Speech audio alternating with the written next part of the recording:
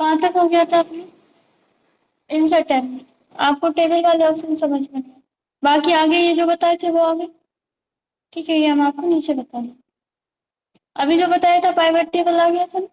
ठीक है, recommended pivot table same इसकी तरह ही है। ये क्या करता है, आपको रिकमेंड करता है कि मतलब आपको किस तरह का लेना है। जैसे कि आपका कोई डाटा है, अपन पहले फाइल पर जा रहे हैं और यहाँ से अपन ओपन पे जा रहे हैं। जो भी अपनी यहाँ पर फाइल सेव की थी अपन ने, किस नाम से की थी, मार्कशीट से नाम से। ठीक है, ये है। इस पर अपन क्लिक कर देंगे ओपन। ठीक है, अभी हमने आपको बताया था जैसे कि ये इसको आप सिलेक्ट करोगे, इंसर्ट पर जाकर पाइवट टेबल पर क्लिक करोगे तो इस तरह से आता है। ठीक है, लेकिन आप क्या चाहते हैं कि रिकमेंडेड पाइवट टेबल पर जाएंगे तो देखिए ये आपको क्या कर रहा है, बता रहा है आपका जो डाटा है आपको किस टाइप में लेना है। इस टाइप में लेना है, इस टाइप में देखना है, या फिर इस टाइप में देखना है। जिस भी टाइप में देखना है आप उस पर क्लिक करके ओके कर दें, तो ये आपको उस टाइप में शो कराने लगेगा। ठीक है, कर वो ही रहा है, लेकिन क्या कर रहा है, आपको रिकमेंड कर रहा है कि आपको इस तरह का डाटा देखना है, आपका मतलब किस तरह से आपको शो कराना है, तो वो कर सकते हैं। ठीक है, और यहाँ पर ये टेबल वाला ऑप्शन हम आपको नीचे बता देंगे। ठीक है, इंसर्ट टैब में अपना यहाँ से, हाँ सेम, आप इंसर्ट टैब में अपना कहाँ तक हो गया था, चार्ट तक हो गया था है। पाइवट चार्ट बता दिया था क्या, एक बार और बता दो। देखिए इसके लिए जैसे कि अभी अपन ने पाइवट टेबल बताया हमने आपको, इसी तरह से पाइवट चार्ट। चार्ट का मतलब क्या रहता है, आपको आपका जो डाटा है उसको ग्राफ में बताना है, ग्राफ टाइप में बताना है, तो उसके लिए आप यहाँ से चार्ट का यूज करते हैं। तो पाइवट चार्ट का यूज किस तरह से कर सकते हैं कि आपका जो डाटा है आपको उसको शॉर्ट में दिखाना है। तो जैसे कि हम पहले डाटा सेलेक्ट कर लेते हैं, जैसे हिंदी, इंग्लिश, संस्कृत ये सभी है, इनको हमने इतना डाटा हमने सेलेक्ट किया, पाइवट चार्ट पर गए। यहाँ से आपके सामने दो ऑप्शन आते हैं, पाइवट चार्ट और pivot chart and pivot table. ठीक है, तो अपन यहाँ से पाइवट चार्ट पर क्लिक करेंगे। जैसा अपने पास पाइवट टेबल में आता है उसी तरह का आपके पास डायलॉग बॉक्स आ रहा है। इसमें ये पूछ रहा है सिलेक्ट टेबल और रेंज, जो अपन पहले से सिलेक्ट कर चुके हैं। अपन यहाँ से न्यू वर्कशीट सिलेक्ट करेंगे और यहाँ से ओके कर देंगे। आपका जो डाटा है वो इस तरह से शो हो जाएगा। अब आप देख रहे हैं पहले जब आप पाइवट टेबल लेते हैं तो नॉर्मल ही आता है, लेकिन अभी कैसा आ रहा है, यहाँ पर चार्ट भी लिखा हुआ आ रहा है। जैसे कि हमें क्या करना है, हिंदी का, हिंदी पर हमने क्लिक किया तो ये हिंदी का बता रहा है। ठीक है, अब हमने क्या किया, यहाँ से इंग्लिश पर क्लिक किया तो ये इंग्लिश का बताने लगा। अब हमने क्या किया, यहाँ से संस्कृत पर क्लिक किया। अपन ने थोड़ा ऐसे ही नॉर्मली डाटा लिया है इसलिए वो इस तरह से शो कर रहा है। आ रहा है समझ में? आपका डाटा देखिए, जैसे इंग्लिश अपन को नहीं, उसका जो टोटल है, टोटल टोटल बता रहा है यहाँ पर। एक मिनट, हम आपको कोई अदर सीट यहाँ पर ओपन करके दिखा देते हैं। ठीक है, अपन इस पे ही चल रहे हैं।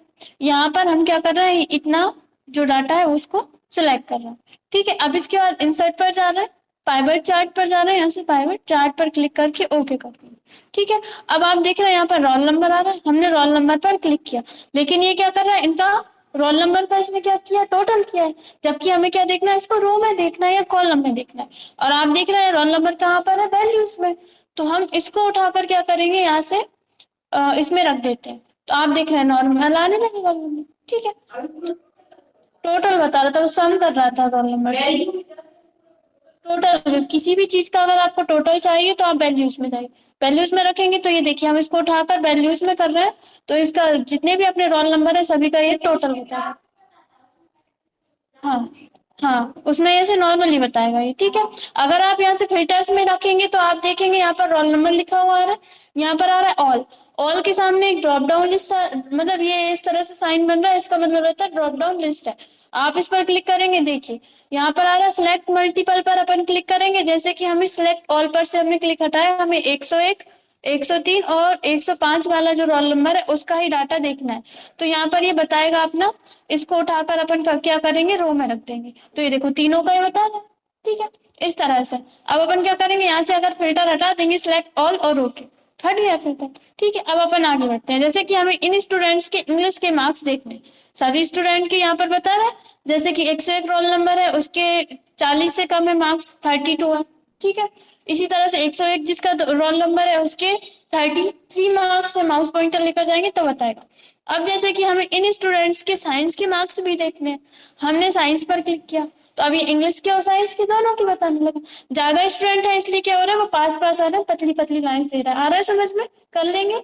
इस तरह से आप क्या कर सकते हो, जैसे आपको ये देखना है, आपके स्कूल के प्रिंसिपल ने आपसे आकर पूछा कि हमें इन स्टूडेंट्स के ओनली आपको क्या करना है, इंग्लिश और साइंस के मार्क्स बताइए। तो आप इस तरह से पाइवट टेबल के माध्यम से बता सकते हैं।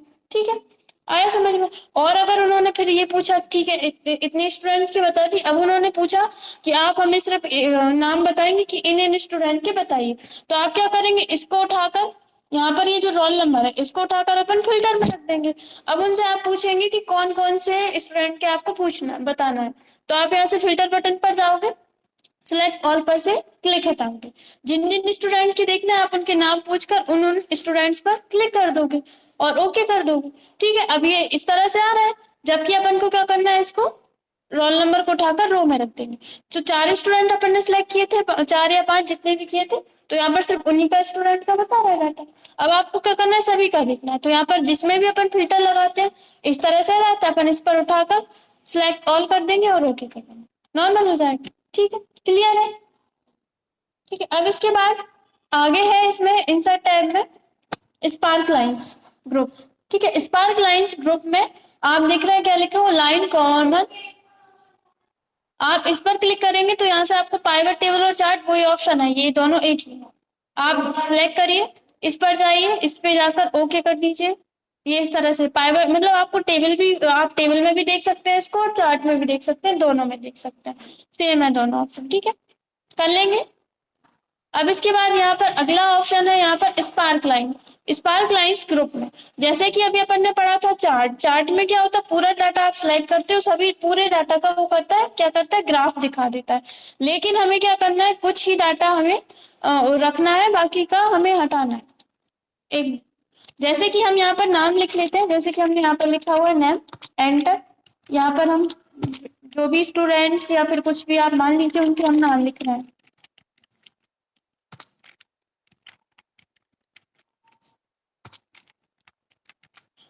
ये 4 कोई भी मतलब मान लीजिए हमारी कोई कंपनी है, उसमें ये 4 एम्प्लॉइज काम करते हैं, हमें इनका क्या करना है, डाटा हमें बताना है कि इन्होंने कितनी सेल की। तो हम यहाँ पर लिख लेते हैं, जैसे कि मई, यहाँ पर हम लिख लेते हैं जून,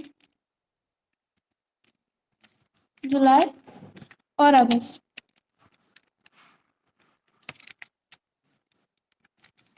ठीक है, इन 4 का हमें डाटा इसमें शो कराना है, तो हम क्या करेंगे, यहाँ पर डाटा लिख देते हैं। जैसे कि मान लीजिए इन्होंने कोई सेल की है, 1500 आइटम सेल की हैं, जो भी हम यहाँ पर लिख लेते हैं।